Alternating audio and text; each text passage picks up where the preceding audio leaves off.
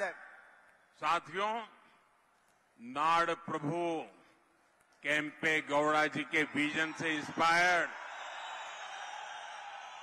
NDA सरकार कर्नाटका में आधुनिक इंफ्रास्ट्रक्चर का विस्तार कर रही है। पिछले 10 इयर्स में कर्नाटका में नेशनल हाईवे की संख्या 25 से बढ़कर 49 हो गई है। इस रीजन में स्पेशल इकोनॉमिक जोन की स्थापना से रोजगार और आर्थिक विकास को बढ़ावा मिलेगा। ಬಂಧುಗಳೇ, ನಾಡಪ್ರಭು ಕೆಂಪೇಗೌಡರ ದೂರದೃಷ್ಟಿಯಿಂದ ಪ್ರೇರಣೆಯನ್ನ ಪಡೆದು ಎನ್ಡಿಎ ಸರ್ಕಾರವು ಕರ್ನಾಟಕದಲ್ಲಿ ಆಧುನಿಕ ಮೂಲಭೂತ ಸೌಕರ್ಯಗಳ ನಿರ್ಮಾಣವನ್ನ ಮಾಡ್ತಾ ಇದೆ. ಕಳೆದ 10 ವರ್ಷಗಳಲ್ಲಿ ಕರ್ನಾಟಕದ ನ್ಯಾಷನಲ್ ಹೈವೇಗಳು ಅಂದರೆ ಹೆದ್ದಾರಿಗಳ ಸಂಖ್ಯೆ 25ರಿಂದ 49ಕ್ಕೆ ಹೆಚ್ಚಳವಾಗಿದೆ.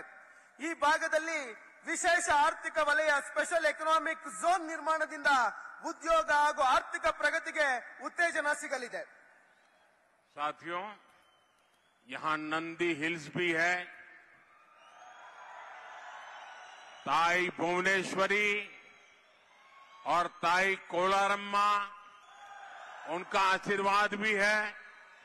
हमारी सरकार इस क्षेत्र में तीर्थ यात्रा और वीकेंड गेट अवे के रूप में इसे और पॉपुलर बनाने के लिए भी काम करेगी। ಬಂಧುಗಳೇ, ಇಲ್ಲಿ ನಂದಿ ಬೆಟ್ಟ ಇದೆ, ತಾಯಿ ಭುವನೇಶ್ವರಿ, ತಾಯಿ ಕೋಲಾರಮ್ಮನ ಆಶೀರ್ವಾದ ಇದೆ.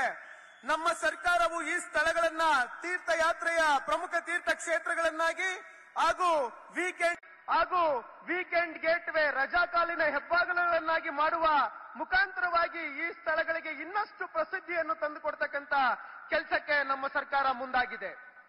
भाई और बहनों, 26 अप्रैल को आप सभी को मतदान में बढ़ चढ़कर हिस्सा लेना, इसके लिए मैं विशेष प्रार्थना आपको कर रहा हूं।